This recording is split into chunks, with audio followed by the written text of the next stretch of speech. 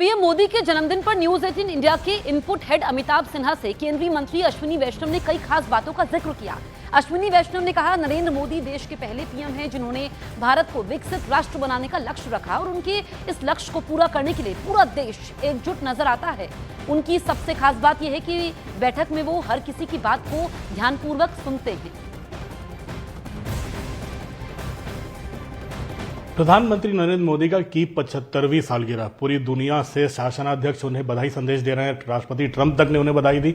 पूरा देश मानो उनके जन्मदिन में जश्न मना रहा हो। प्रधानमंत्री खुद आज धार में गरीब आदिवासी महिलाओं के बीच मौजूद हैं। लेकिन इस बीच हमारे साथ अश्विनी वैष्णव मौजूद है, केंद्रीय मंत्री हैं, रेल मंत्री, तीन बड़े अहम मंत्रालय उनके पास हैं। अश्विनी जी, आपने पिछले कुछ सालों से लगातार मोदी कैबिनेट में काम किया है। क्या प्रधानमंत्री मोदी की खासियत है जो उनको आम जनता से जोड़ रही है, और क्या वो कहां से उनके पास इतनी सारी इनपुट चले आते हैं जो सिर्फ आम जनता की ही सोचते हैं? वो मोदी जी ने स्व को भुलाकर समाज को सामने रखा है। अपने संपूर्ण कार्यक्रम में, हर थिंकिंग में मोदी जी ने राष्ट्र प्रथम सदैव प्रथम की भावना को मूल रखा है। मोदी जी ने राजनीति में एक नई लकीर खींची है, एक नया पैमाना देश के सामने रखा है, विश्व के सामने रखा है। आप 1947 से अब तक के जितने पॉलिटिकल लीडर्स की एनालिसिस करोगे, कोई अपने लिए राजनीति करता था, कोई अपने पद के लिए, अपने सत्ता के लिए राजनीति करता था। मोदी जी ने राजनीति सेवा के लिए की है और राजनीति को सेवा का माध्यम बनाया है। और इसके कई उदाहरण हैं, मैं आपको पूरा फैक्चुअल दे सकता हूं। 47 के बाद में क्या किसी प्रधानमंत्री ने या किसी नेता ने, किसी नेतृत्व ने ऐसा क्लियर गोल रखा कि राष्ट्र को विकसित भारत बनाना है, और टाइमलाइन उसके साथ, फिर उसमें सबको साथ लगाना उस दिशा में। गणित में वेक्टर पढ़ते हैं ना हम, कि जब सारे वेक्टर एक दिशा में हो तो गोल अचीव होता है। सबको साथ लगाना, सबको एक तरीके से एक दिशा में सबकी एनर्जीज को लगाना, बहुत ही रेयर होता है इस तरह का नेतृत्व। और जो देश विकसित हुए हैं उन सब देशों ने इस तरह का अनुभव किया है।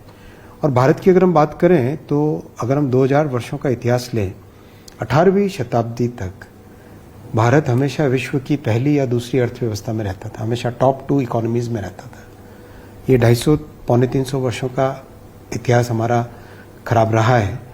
अब उसी समृद्धि को लौटाना, उसी वापस वही सशक्त भारत बनाना, वो मोदी जी ने संकल्प लिया है और जरूर उसमें देश सक्सेसफुल होगा। बतौर ब्यूरोक्रेट आपने अटल बिहारी वाजपेयी जी के साथ काम किया, उनके पर्सनल टीम में। उसके बाद अब बतौर मंत्री आप नरेंद्र मोदी जी के साथ काम कर रहे हैं।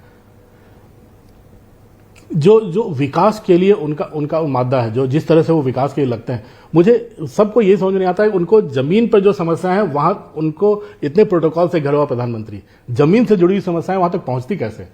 मोदी जी हमेशा कार्यकर्ताओं के साथ संपर्क में रहते हैं और हमेशा उनके मानस में बहुत क्लियरली, उनके क्वेश्चंस में बहुत एक क्लियर एक पैटर्न है कि एक साधारण व्यक्ति के जीवन में क्या परिवर्तन आएगा, ये बताओ।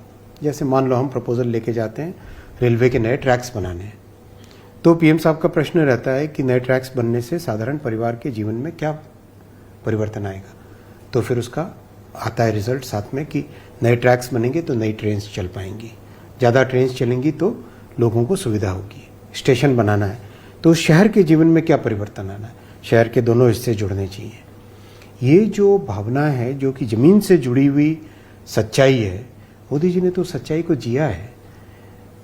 जिस बैकग्राउंड से, जिस कठिन परिस्थितियों से निकल के आए मोदी जी, उनको ये चीज के लिए कोई किताबें या कहीं हार्वर्ड में पढ़ने की जरूरत नहीं है। वो बहुत स्पष्ट, जैसे मैं आपको एक एग्जांपल देता हूँ, कोविड के बाद की इकोनॉमिक थिंकिंग।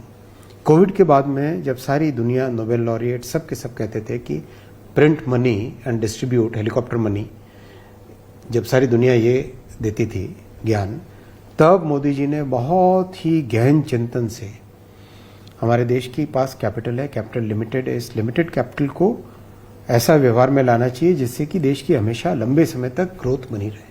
तो उन्होंने इन्वेस्टमेंट का प्रोग्राम बनाया, फोकस्ड वे में इंटरवेंशन का प्रोग्राम बनाया। तो ये जो सोच है ना, ये बहुत जमीन से जुड़ी हुई सोच है।